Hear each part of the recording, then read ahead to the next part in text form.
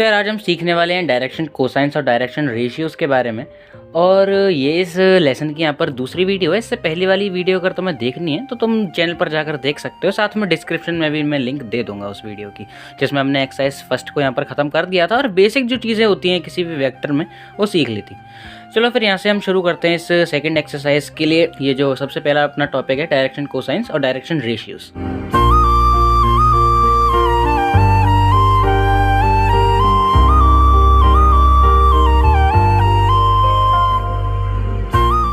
तो यहाँ ये डायरेक्शन कोसाइंस का मतलब देखो, कोसाइन तुमने सीखा होगा ट्रिग्नोमेट्री में, साइन कॉस वगैरह होते हैं, sine cos tan cosec sec, ये सारे जैसे रेशियोज होते हैं ट्रिग्नोमेट्रिक रेशियोज, इन्हीं में से एक होता है कॉस।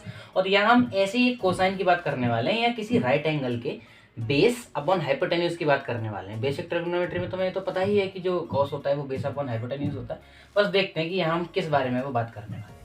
तो सबसे पहले तो देखो, ये हम वेक्टर्स पर पढ़ने वाले हैं, तो एक वेक्टर ड्रॉ कर लेते हैं जिसका देखो ये यहाँ पर मैंने एक 3D प्लेन बनाकर रखा हुआ है, जिसमें एक z एक्सिस, एक y एक्सिस और एक x एक्सिस तो है ही।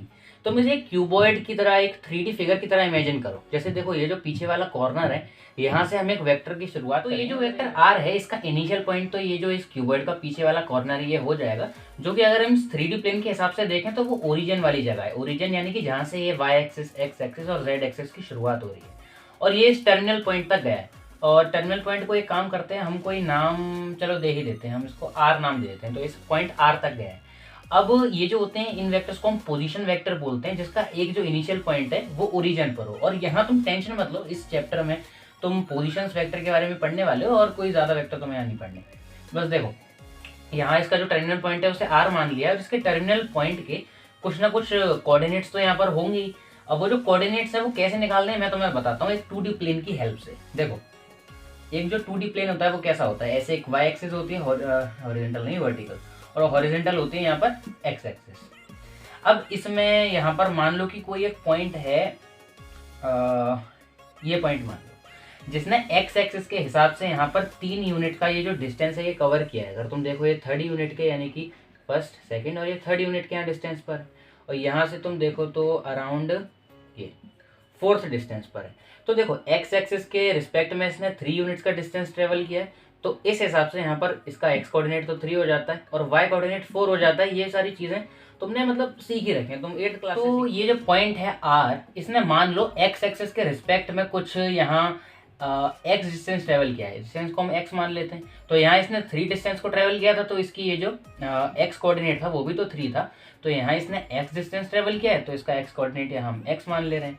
अच्छा देखो y एक्सिस की तरफ अगर हम देखें तो y एक्सिस पर हम मान ले रहे हैं कि इसने y डिस्टेंस को ट्रेवल किया है, तो इसका जो y कोऑर्डिनेट है वो y हो जाएगा। और z एक्सिस पर मान लो इसने कुछ ये जो z डिस्टेंस है ये ट्रेवल किया है, तो ये हो जाएगा x, y, z, इसके कोऑर्डिनेट्स हो जाएंगे। अब अगर तुम इस वेक्टर r को ध्यान से देखो तो मतलब इस वेक्टर r की मैं बात कर रहा हूँ, तो यहाँ पर ना 3 यहाँ एक राइट एंगल फॉर्म होंगे। मैं तुम्हें इमेज की मदद से समझाता हूँ, वो चीज़ मैं यहाँ तुम्हें इसमें नहीं दिखा सकता, बट तुम इमेजिन करने की कोशिश करो। जैसे देखो सबसे पहले ये x एक्सिस के साथ यहाँ पर एक राइट एंगल फॉर्म हो रहा है, जिसमें x एक्सिस का ये जो x डिस्टेंस है ये तो यहाँ पर हो जाएगा बेस, और वेक्टर r जो है वो हो जाएगा हाइपोटेन्यूज, और वेक्टर r हर एक केस में हाइपोटेन्यूज रहेगा। दूसरा ये जो है इसमें अगर तुम देखो ये जो y है y एक्सिस पर ये तो हो जाएगा बेस और हाइपोटेन्यूज, तो इस केस में भी इस राइट एंगल ट्राइंगल का ये r ही रहेगा। तो ऐसे ही z के साथ भी ये बना रहा है। तो एक काम करते हैं, यहाँ पर ये जो एंगल फॉर्म हो रहा है इनके बीच में, यानी कि देखो ये x वाली x कोऑर्डिनेट और इस वेक्टर r के बीच में जो एंगल फॉर्म हो रहा है उसे हम यहाँ पर अल्फा मान लेते हैं, ठीक है। जो वेक्टर यहाँ फॉर्म हो रहा है उसे हम यहाँ, सॉरी जो एंगल यहाँ फॉर्म हो रहा है r वेक्टर और y एक्सिस पर, उसको हम यहाँ पर बीटा मान लेते हैं। और तीसरा ये जो एंगल z एक्सिस के साथ ये फॉर्म हो रहा है इसका, उसको हम यहाँ एंगल ये गामा मान लेते हैं। तो 3 एंगल तुम्हें यहाँ पर मिल चुके हैं, एक सेकंड में इसे रब कर दो। तो अगर तुम इन तीनों एंगल्स के हिसाब से यहाँ पर इनके कॉस फाइंड करना चाहो, जैसे कि कॉस अल्फा, कॉस बीटा और कॉस गामा को अगर तुम फाइंड करना चाहो, तो देखो कॉस अल्फा में कॉस होता क्या है, वो होता है बेस अपॉन हाइपोटेन्यूज। तो इस केस में मैंने तुम्हें बताया था, इस जो यहाँ पर ये जो ट्राइंगल फॉर्म होगा x एक्सिस के साथ, उसमें बेस तो इसका x ही हो जाएगा और हाइपोटेन्यूज हो जाएगा ये वेक्टर r का मैग्नीट्यूड। मैग्नीट्यूड का मतलब इसकी लेंथ ही होती है। हाँ, मैग्नीट्यूड निकालना कैसे है ये मैं तुम्हें अभी दिखा दूंगा, उसकी टेंशन तो मत लो।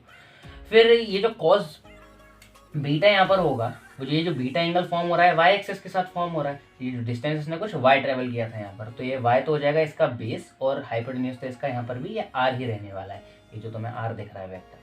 इसके बाद अगर हम इस वाले ट्राइंगल में देखें, जिसका ट्राइंगल यहाँ से कुछ ऐसे करके फॉर्म हो रहा होगा, मैं बना के दिखा देता हूँ, तो यहाँ 90 डिग्री एंगल यहाँ फॉर्म हो रहा है। इस हिसाब से जो हाइपोटेन्यूज है वो तो यहाँ पर भी आर होगा, और इसका जो बेस है वो हो जाएगा ये जेड, तो ये होगा जेड अपॉन आर।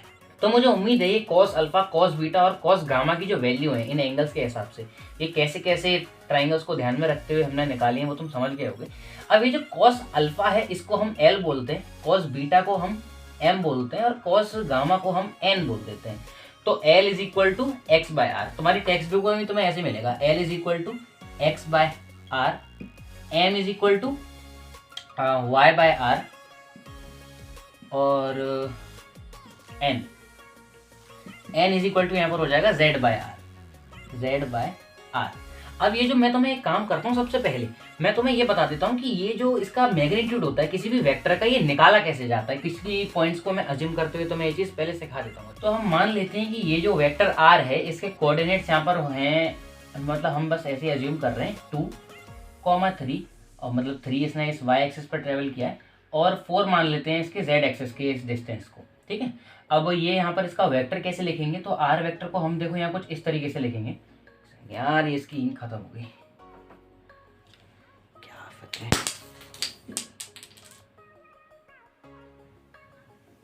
यार, टूट गया। तो ब्लू पेन से समझो भाई तुम, इसकी इंक नहीं आ रही। अब देखो, तो ये जो वेक्टर है आर वेक्टर, इसको हम कुछ इस तरीके से लिख सकते हैं। जैसे देखो, ये जो एक्स एक्सिस में जो यूनिट वेक्टर होता है, अब यूनिट वेक्टर देखो क्या होता है, ये मैंने पिछले वीडियो में समझाया था, जाकर एक बार देख लेना अगर तुम्हारी समझ में जैसे नहीं आ रहा, बट तुम टेंशन मत लो, बाद में देख लेना, अभी मैं पहले समझा दूं तुम्हें, ये समझ में आ जाएगा। एक्स एक्सिस पर ये जो यूनिट वेक्टर होता है उसे हम आई कैप बोलते हैं यहाँ पर, और एक्स एक्सिस पर इसने 2 डिस्टेंस को ट्रेवल किया, तभी तो इसका एक्स कोऑर्डिनेट यहाँ पर 2 है, तो इसको हम बोल देंगे 2 आई कैप प्लस 3 जे कैप।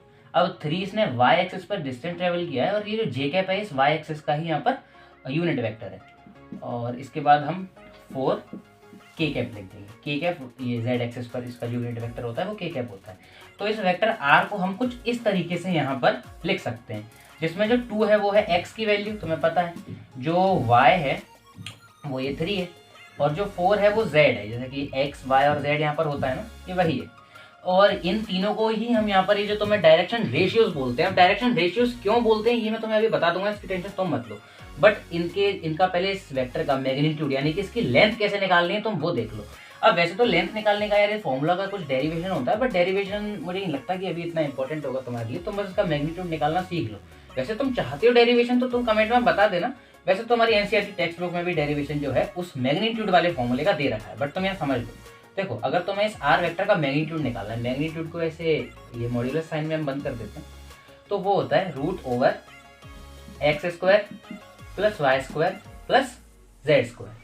अब यहाँ पर देखो, तुम बताओ, एक्स स्क्वायर यानी 2, तो 2 का स्क्वायर होता है 4, वाई यानी 3, 3 का स्क्वायर होता है 9, और जेड यानी 4, 4 का स्क्वायर होता है 16। अब इन तीनों को यहाँ पर हम क्या कर देंगे, ऐड कर देंगे। जैसे 4 प्लस 9 कितना होता है 13, 13 प्लस 16 यहाँ पर हो जाएगा 29, तो रूट 29 ये हो जाएगा इस वेक्टर का मैग्नीट्यूड। अब इस मैग्नीट्यूड की मदद से देखो, मैंने तुम्हें यहाँ पर मैग्नीट्यूड निकालना सिखा दिया है, अब ये चीज़ तुम आगे काम देगी। अब मैग्नीट्यूड की मदद से हम क्या है, ये जो डायरेक्शन कोसाइंस होते हैं, कोसाइन डायरेक्शन कोसाइंस की वैल्यू तुम्हें पता है ना, ये हम निकालने वाले हैं। देखो अब कैसे, सबसे पहले मैं एक तुम्हें डायरेक्शन कोसाइंस तुम्हें पता है, डायरेक्शन रेशियोज एक और बार क्लियर कर दूं। जैसे अगर तुम इससे देखो, L is equal to X by R है, इस हिसाब से जो x हुआ वो तो एल आर हुआ, यानी कि r जो है ऊपर मल्टीप्लाई में चला गया। r यहाँ पर इसका मैग्नीट्यूड है, ध्यान रखना, मैं वापस बता दे रहा हूँ। और l तो वही है अपना कॉस अल्फा, यहाँ लिखा नहीं है, मैं उंगली इधर जा, ठीक है, तो मैं मिटा दिया मैंने। तो l जो है वो कॉस अल्फा है, जो अल्फा एंगल फॉर्म हो रहा था ना ये। अब वैसे ही m जो है वो कॉस बीटा है, और ये जो n है ये कॉस गामा है। तो x की वैल्यू अगर हम निकालना चाहें तो एल आर हो जाएगी, y की वैल्यू अगर हम निकालना चाहें तो एम आर हो जाएगी। हमें ऐसे निकालनी नहीं होती, बस मैं तुम्हें डायरेक्शन रेशियोज होते क्या है वो मैं तुम्हें समझा रहा हूँ। और ये जो z है, z की वैल्यू यहाँ पर आ जाएगी तुम्हारी एन आर है। तो यही 3 यहाँ पर डायरेक्शन रेशियोज होते हैं। रेशियोज मतलब ये जो डायरेक्शन कोसाइन के साथ ना यहाँ पर प्रोपोर्शनल होते हैं, इसीलिए इनको हम डायरेक्शन रेशियोज बोल देते हैं। चलो खैर ठीक है। इसके बाद हमें डायरेक्शन कोसाइन निकालना है, वो भी इसका ये जो पॉइंट तुम्हें यहाँ पर दिख रहा है वेक्टर आर का, तो वेक्टर आर हमने यहाँ कुछ इस तरीके से निकाल रखा था, इसका मैग्नीट्यूड भी हमने निकाल दिया है। अब तुम्हें बस डायरेक्शन कोसाइन निकालना है। तो अगर तुम्हें इसके एल की वैल्यू निकालनी है तो एल की वैल्यू क्या थी, एक्स अपॉन आर। अब एक्स देखो इसमें कहाँ पर है, ये 2x है और आर की वैल्यू तो √29 है ही, तो 2/√29 ये हो जाएगी इसकी वैल्यू। फिर एल के बाद आता है यहाँ पर एम की वैल्यू जो निकालनी है वो है y अपॉन आर। तो y जो है वह यहाँ 3 है और r की वैल्यू √29, तो 3/√29 इसका हो जाएगा m, यानी कि ये cos अल्फा है, ये cos बीटा है। इसके बाद n की वैल्यू अगर हमें निकालनी है तो n की वैल्यू है z अपॉन r। z कहाँ है यहाँ पर भाई, z तो वो रहा 4 अपॉन r यानी कि इसका मैग्नीट्यूड, तो ये हो जाएगा 4/√29। मतलब अब तुम सीख चुके हो कि डायरेक्शन कोसाइंस जो है वो कैसे निकाले जाते हैं। और डायरेक्शन रेशियोज निकालने के लिए कभी नहीं बोला जाता, क्योंकि डायरेक्शन रेशियोज में तुम्हें बता चुका हूँ यही होते हैं जो वेक्टर हमें दे रखा होता है। अब हम जो एक क्वेश्चन यहाँ पर ट्राई करने वाले हैं तुम्हारी ही एक्सरसाइज का, जहाँ पर हमें डायरेक्शन कोसाइंस को फाइंड करना है। एक्सरसाइज सेकंड एक्सरसाइज है यहाँ, तो एक्सरसाइज 10.2 का। तो यहाँ पर ये तुम्हारी एक्सरसाइज 10.2 का 12th क्वेश्चन है। और 12th का मतलब ये नहीं है कि मैं इससे पहले क्वेश्चन कराऊंगा नहीं, बस ये डायरेक्शन कोसाइंस और रेशियोज का थोड़ा मैटर तुम्हें समझाना पहले ज़रूरी था, क्योंकि इसी से आगे की चीज़ें जो है वो जुड़ी हैं थोड़ी सी, क्योंकि वेक्टर का जो बेसिक है वही यही होता है। तो चलो ठीक है, अब इसका यहाँ पर डायरेक्शन कोसाइंस तुम्हें फाइंड करने हैं। वेक्टर तुम्हें बता रखा है, यानी कि जो वेक्टर अपना आर है, मतलब लेट कर लिया हमने, आर ही नहीं दे रखा हमें यहाँ पर, ये है i cap plus 2 j cap plus 3 k cap. अब यहाँ यार अगर तुम x की वैल्यू, y की वैल्यू और z की वैल्यू निकालना चाहो तो देखो x तो यहाँ पर ये i कैप के आगे दे रखा होता है ना। i कैप क्या होता है, x एक्सिस पर जो यूनिट वेक्टर है, तो इसके आगे कुछ नहीं है, इसका मतलब 1 है ऑब्वियसली। j के आगे 2 है और ये जो अपना z है वो हो जाएगा 3। ठीक है, इतने से तुम्हें समझ में आ गया। अब ये जो r की वैल्यू है, r मतलब जो अपना इस वेक्टर का टोटल लेंथ हो जाएगा, इसका मैग्नीट्यूड, यानी कि ये मैग्नीट्यूड, वो हमें यहाँ पर निकालना है। तो उसका फॉर्मूला मैंने तुम्हें क्या बताया था, √x² plus y² plus z²। अब x² क्या होता है, x² क्या होता है, नहीं मतलब 1 का स्क्वायर क्या होता है 1, 2 का स्क्वायर 4 और 3 का स्क्वायर होता है यहाँ पर 9। तो इस हिसाब से 1 + 4 5 + 9 14, तो टोटल 14, √14 हो गया इसका आंसर। अब हमें क्या निकालना है, डायरेक्शन कोसाइंस निकालने हैं ना, यानी कि L, M और n की वैल्यू यहाँ पर फाइंड करनी है। तो L जो है वो होता है अपना, याद होगा तो मैं x अपॉन ये r, तो x अपॉन r हो जाएगा यहाँ पर 1/√14, ये m हो जाएगा अपना 2/√14 और ये z हो जाएगा अपना यहाँ पर 3/√14। तो ये ऐसे यहाँ पर डायरेक्शन कोसाइंस जो है वो निकाले जाते हैं। डायरेक्शन रेशियोज हम इन्हीं को बोलते हैं, x y z को। कहीं कहीं पर यहाँ पर देखो तुम्हें a b और c भी देखने को मिल सकता है, ये x y और z की जगह, मतलब यहाँ इसमें तो नहीं दे रखा होगा कहीं पर, मतलब तुम्हारी टेक्स्ट बुक में ही जहाँ पर डायरेक्शन कोसाइंस वगैरह तुम्हें समझाएं तो कंफ्यूजन होता है ना, x y z और ये b c एक ही बात है यहाँ पर। ठीक है, तो मैं x y z ही लिखो, क्या जरूरत है फालतू में और ज़्यादा वेरिएबल्स मानने की। तो मुझे उम्मीद है यार तुम्हें ये जो वीडियोज़ हैं ये समझ में तो पूरी की पूरी आई ही होगी, और नहीं आ रहा आई ही होगी, अब इससे ज़्यादा और कैसे कोई समझा सकता है। तो चलो फिर ठीक है, अपने दोस्तों को शेयर तो कर ही देना, साथ में लाइक और सब्सक्राइब करते हुए जाना यार, तुम देख सकते हो तुम्हारे काम का यहाँ पर क्या है। तो फिर मिलते हैं किसी और वीडियो में। और हाँ, इसके बाद मैं वो एडिशन समझाने वाला हूँ वेक्टर्स का, तो वो भूल मत जाना, एडिशन कैसे करते हैं वेक्टर्स का, जिसमें ट्राइंगल लॉ और पैरेललोग्राम लॉ वगैरह होते हैं, वो देखते हैं हम एक एक करके। चलो फिर मिलते हैं उसी वीडियो में, आ जाओ फटाफट से। जय हिंद।